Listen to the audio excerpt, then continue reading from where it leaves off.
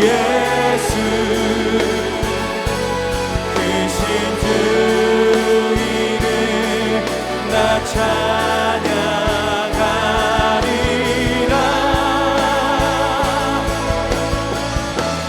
나는 찬양하리라. 주님 그 이름 찬양. 예수 크신 주 이름 나 찬양하리라. 나는 영광 돌리리. 나는 영광 돌리리. 주님 영광의 이름. 예수 크신 주 이름 나 찬양하리라.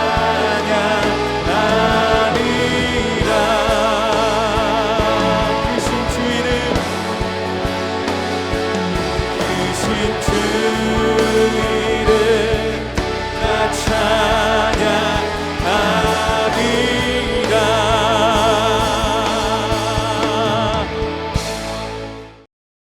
가룟신 아닌 유다가 이르되 주여, 어찌하여 자기를 우리에게는 나타내시고 세상에는 아니하려 하시나이까?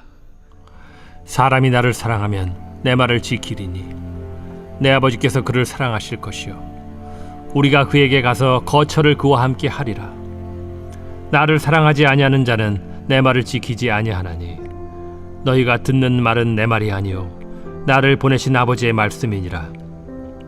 내가 아직 너희와 함께 있어서 이 말을 너희에게 하였거니와 보혜사 곧 아버지께서 내 이름으로 보내실 성령 그가 너희에게 모든 것을 가르치고 내가 너희에게 말한 모든 것을 생각나게 하리라. 평안을 너희에게 끼치노니 곧 나의 평안을 너희에게 주노라. 내가 너희에게 주는 것은 세상이 주는 것과 같지 아니하니라. 너희는 마음에 근심하지도 말고 두려워하지도 말라. 내가 갔다가 너희에게로 온다 하는 말을 너희가 들었나니 나를 사랑하였더라면 내가 아버지께로 감을 기뻐하였으리라. 아버지는 나보다 크심이라. 이제 일이 일어나기 전에 너희에게 말한 것은 일이 일어날 때 너희로 믿게 하려 함이라. 이후에는 내가 너희와 말을 많이 하지 아니하리니 이 세상에 임금이 오겠음이라. 그러나 그는 내게 관계할 것이 없으니 오직 내가 아버지를 사랑하는 것과 아버지께서 명하신 대로 행하는 것을 세상이 알게 하려 함이로라. 일어나라. 여기를 떠나자. 사랑하는 성도 여러분, 인생에는 모든 것이 끝나는 것 같은 순간이 찾아옵니다. 굳게 붙들고 있던 것이 손에서 빠져나가고 기대했던 미래가 무너지고 지금까지 나를 지탱해 주던 삶의 기반이 송두리째 흔들리는 순간입니다. 오늘 요한복음 14장의 제자들이 바로 그런 상황 한가운데 있습니다. 제자들은 예수님께 끊임없이 질문을 쏟아내고 있습니다. 그러나 이 질문들은 단순한 호기심이 아닙니다. 이것은 세계관의 붕괴 앞에서 터져나오는 비명과도 같습니다. 제자들은 예수님을 통해 새로운 세상, 즉 로마의 압제에서 벗어나 하나님의 통치가 눈에 보이게 드러나는 정치적 승리와 민족적 영광을 꿈꿔왔습니다. 그런데 주님은 자꾸만 십자가를 말씀하시고 떠남을 말씀하고 계십니다. 그 순간 제자들의 내면에서 거대한 충돌이 일어납니다. 우리가 꿈꾼 나라가 시작도 되기 전에 끝나는 건가?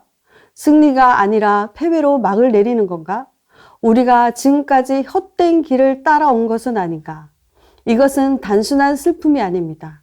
내가 인생을 걸고 따라왔던 분이 무너진다는 것은 그분을 따르던 나의 존재 자체가 무너져 내리는 것 같은 공포입니다.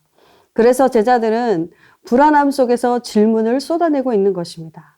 도마는 길을 잃을까 두려워 주여 어디로 가시는지 우리가 알지 못하겠거늘 그 길을 어찌 알겠사옵나이까? 라고 묻습니다. 빌립은 눈에 보이는 현실에 확실한 증거를 붙들고 싶어 아버지를 우리에게 보여주옵소서라고 요구합니다. 그리고 오늘 본문 22절은 가롯이 아닌 유다가 묻습니다. 주여, 어찌하여 자기를 우리에게는 나타내시고 세상에는 아니하려 하시나이까? 이 질문의 속뜻은 이것입니다. 주님, 세상이 다 알도록 화려하게 자신을 증명하셔야 하는 것이 아닙니까? 세상이 모르는 비밀을 우리만 아는 게 무슨 소용이 있습니까? 혹시 우리가 실패한 집단이 되는 건 아닙니까? 이것은 정체성이 흔들리는 위기 앞에서 터져나오는 절박한 외침입니다. 그런데 23절에서 예수님의 대답은 처음엔 동문서답처럼 들립니다. 세상에 자신을 나타내 달라고 했더니 뜬금없이 사랑과 거처를 말씀하십니다. 그러나 성도 여러분, 이것은 결코 동문서답이 아닙니다. 주님은 지금 불안에 떨고 있는 제자들에게 나는 너희를 떠나는 것이 아니라 이제 너희와 영원히 끊어지지 않는 새로운 관계를 맺으려 한다는 가장 확실한 소망을 선포하고 계신 것입니다. 그렇다면 주님이 주시는 그 소망의 약속은 무엇입니까? 첫 번째로는 떠나는 것이 아니라 우리 안에 거하신다는 것입니다. 23절과 24절의 내용인데요. 제자들의 첫 번째 불안은 이것입니다. 예수님이 눈앞에 사라지면 우리는 버려진 고아가 되는 게 아닌가? 이에 대한 주님의 놀라운 반전의 선포를 하십니다. 사람이 나를 사랑하면 내 말을 지키리니 내 아버지께서 그를 사랑하실 것이요 우리가 그에게 가서 거처를 그와 함께 하리라. 예수님은 지금 눈에 보이는 기적을 요구하는 유다에게 눈에 보이지 않는 임재의 비밀을 말씀하고 계십니다. 그 비밀의 열쇠는 바로 사랑과 순종입니다. 예수님을 사랑하는 것은 감정적인 고백으로 끝나지 않습니다. 내 말을 지킨다는 것은 주님의 가르침을 내 마음에 소중히 간직하고 삶으로 살아내는 것입니다. 사랑은 반드시 순종으로 증명되어야 하는 것입니다. 예를 들어 봅시다. 먼 여행을 떠난 아버지가 드디어 집으로 돌아온다는 소식을 들은 아이가 있었습니다. 아버지를 사랑한다는 말만 하는 아이는 아무것도 하지 않을 수 있습니다. 그러나 아버지를 진심으로 사랑하고 기다리는 아이는 다릅니다. 방을 정리합니다. 아버지가 좋아하는 것을 준비합니다. 아버지를 맞이할 공간을 만듭니다. 이것은 두려워서 청소하는 것이 아닙니다. 사랑하기 때문에 하는 준비입니다. 우리가 주님의 말씀을 지키는 것도 이와 같습니다.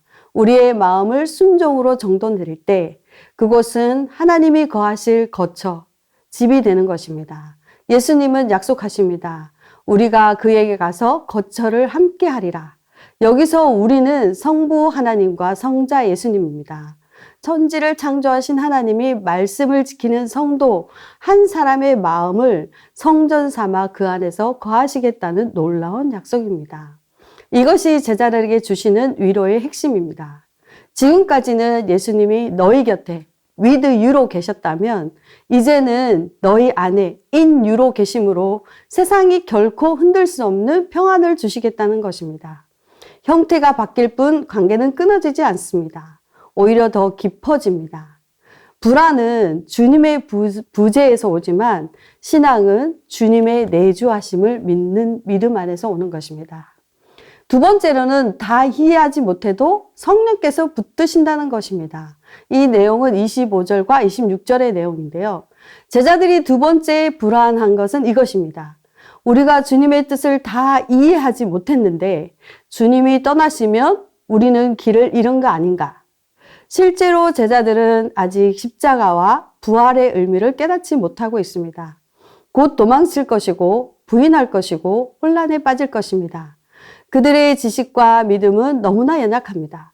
바로 이런 그들에게 예수님은 또 다른 보증을 약속하십니다. 바로 보혜사 성령입니다. 26절에 보혜사 곧 아버지께서 내 이름으로 보내실 성령, 그가 너에게 모든 것을 가르치시고 내가 너에게 말한 모든 것을 생각나게 하리라. 이 말씀은 제자들의 현재의 무지함과 연약함을 있는 그대로 인정하는 전제 위에 서 있습니다. 너희가 지금은 다 이해하지 못해도 괜찮다. 내가 가면 또 다른 보혜사, 즉 너희를 돕는 분이 오셔서 깨닫게 하실 것이다. 이것이 주님의 약속입니다. 신앙생활을 하다 보면 우리는 이해할 수 없는 고난 앞에 서거나 하나님이 침묵하시는 것만 같은 순간을 맞이합니다. 그때는 우리는 자책합니다. 내가 믿음이 부족해서 그런가? 내가 뭔가를 잘못 알고 있는 건 아닌가? 그러나 기억하십시오. 구원의 완성은 나의 완벽한 이해에 달려있지 않습니다. 우리의 기억은 흐릿해지고 의지는 약해질 수 있습니다. 그러나 성령께서는 우리 안에 말씀을 생각나게 하십니다. 절망의 순간에도 주님의 약속을 되살리시고 무너진 자리에서 우리를 다시 일으켜 세우십니다. 불안은 내가 이 믿음을 끝까지 붙들 수 있을까라는 나의 능력에 대한 의심에서 옵니다. 그러나 복음은 이렇게 선언합니다. 내가 믿음을 붙드는 것이 아니라 성령께서 나를 붙드신다. 세 번째는 세상이 줄 수 없는 평안을 누리게 된다는 것입니다.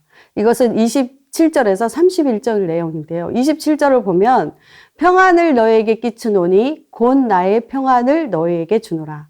내가 너희에게 주는 것은 세상이 주는 것과 같지 아니하니라. 너희는 마음에 근심하지 말고 두려워하지도 말라. 평안은 히브리어로 샬롬입니다. 예수님이 이 땅에 오신 목적은 바로 그 샬롬의 세상을 회복하기 위해서입니다. 하나님과 사람과 피조물이 하나님께서 본래 만드신 창조의 질서 안에서 서로 사랑하고 서로의 생명을 풍성하게 하는 상태, 그것이 샬롬입니다. 그리고 샬롬 안에서 우리가 누리는 것을 안식이라고 부릅니다. 그런데 죄와 사망이 들어오면서 샬롬이 깨졌습니다. 세상을 보십시오. 서로 미워하고 폭력을 행사하고 착취하고 전쟁을 벌이는 것들로 가득합니다. 하나님과의 관계는 원수 관계가 되었고 이웃과의 관계와 자연과의 관계도 모두 무너졌습니다. 주님의 구원은 바로 그렇게 깨진 상태를 원래 상태로 회복하는 것입니다. 그것이 하나님 나라, 천국입니다. 그런데 예수님이 주시는 평안은 단지 전쟁이 없는 상태가 아닙니다. 힘의 균형으로 이루어진 휴전도 아닙니다. 강자 앞에서 굴욕적으로 복종할 수밖에 없는 팍스 로마 따위가 아닙니다. 세상은 속삭입니다. 돈과 권력을 가지고 평안해진다. 이 물건을 가지면 마음의 평화를 얻는다. 쾌락을 누리면 고통이 사라진다. 광고는 늘 이런 식으로 우리를 유혹합니다. 마약을 하면 평안해진다. 술에 빠지면 세상의 고통이 사라진다. 속삭입니다. 그러나 세상이 주는 평안은 한계가 있습니다. 그것은 결코 죽음을 이기는 평안이 아니며 생명을 줄 수도 없습니다. 기껏해야 죽음의 현실을 눈을 감게 해주는 것에 불과합니다. 진정한 평안은 평안을 누릴 수 없는 바로 그 상황에서도 누리는 것입니다. 아무 일도 없는 조용한 곳에서 느끼는 고요함, 그것은 예수님이 말씀하시는 평안이 아닙니다. 흔들릴 수밖에 없고 괴로울 수밖에 없는 그 한가운데서도 성령님이 주시기 때문에 누릴 수 있는 평안, 그것이 주님의 샬롬입니다. 그래서 그것은 세상이 줄 수 없습니다. 오직 성령님만이 우리에게 주실 수 있습니다. 성령은 예수님을 죽음에서 살리신 생명의 영이며 죽음 가운데 매여 있던 우리를 거듭나게 하시는 생명을 주시는 영입니다. 결론적으로 사랑하는 성도 여러분, 오늘 우리는 세계관이 무너지는 공포 앞에 서 있는 제자들의 이야기를 들었습니다. 주님은 대답에 놀랐습니다. 우리가 그에게 가서 거처를 그와 함께 하리라. 세상을 향해 화려하게 나타내는 것이 아니라 당신의 사람들 안에 집을 짓겠다고 하십니다. 생각해 보십시오. 폭풍우가 몰아칠 때 가장 안전한 곳은 어디입니까? 폭풍 밖에 서 있는 것이 아니라 튼튼한 집 안에 있는 것입니다. 주님은 지금 제자들에게 그리고 오늘 이 자리에 우리에게 말씀하십니다. 세상의 폭풍을 멈추어 주진 않겠다라고 약속하진 않는다. 그러나 내 안에 내가 집을 짓겠다. 그 집은 어떤 폭풍도 흔들 수 없다. 오늘 본문이 우리에게 주는 세 가지 약속의 말씀을 깊이 마음에 새기십시오. 첫째는 주님이 우리를 버려두고 떠나지 않으신다는 것입니다. 형태만 바뀔 뿐입니다. with you였다면 이제는 in you로 안에 계십니다.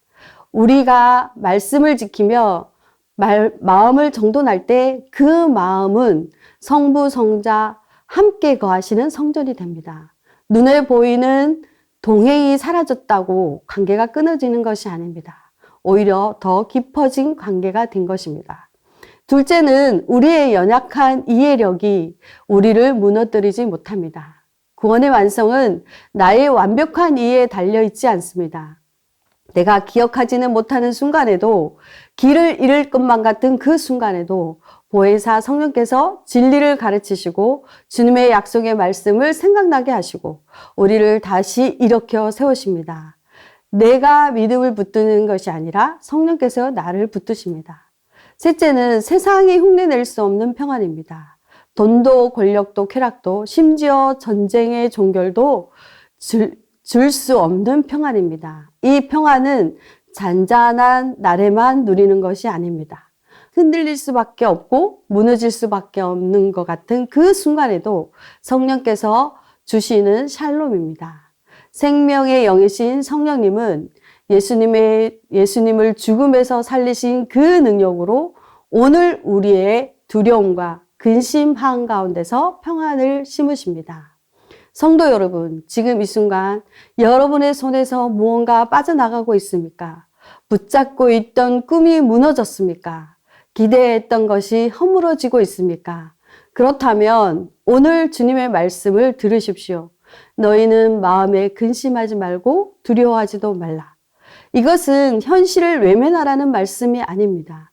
내가 너희 안에 있다는 선언 위에 굳건히 서 있는 말씀입니다. 현실은 흔들릴 수 있습니다. 그러나 당신 안에 거하시는 주님은 흔들리지 않으십니다. 여러분의 삶의 형편이 당장 바뀌지 않을 수 있습니다.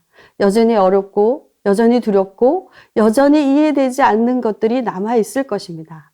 그러나 이것 하나만 반드시 붙드십시오.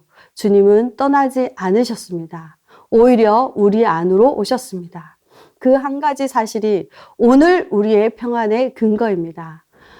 우리의 집이 세상의 폭풍 위에 세워진 것이 아니라 세상 어떤 폭풍도 무너뜨릴 수 없는 반석, 곧 우리 안에 거하시는 주님 위에 세워져 있음을 믿으십시오. 세상이 줄 수 없는 평안, 오늘 이 시간 우리 모두 마음에 가득히 임하시기를 주님의 이름으로 간절히 소망합니다. 함께 기도 제목을 나누겠습니다. 주님은 우리를 떠나는 것이 아니라 우리 안에 거하시며 세상 끝날까지 함께 하신다는 약속의 말씀을 굳게 붙들게 하시고 말씀에 순종함으로 일상의 자리에서 주님을 나타내는 삶을 살게 하소서. 아멘. 이해할 수 없는 고난 앞에 길을 잃을 것 같은 순간에도 언제나 나를 포기하지 않으시고 진리를 가르치시며 주님의 약속을 생각나게 하시는 신실하신 성령님을 온전히 의지하게 하소서. 아멘. 흔들릴 수밖에 없는 상황 한가운데서도 세상이 결코 흉내낼 수 없는 오직 성령님 안에 주시는 참된 평안을 누리며 그 평안을 이웃에게 흘려보내는 우리가 되게 하소서. 아멘.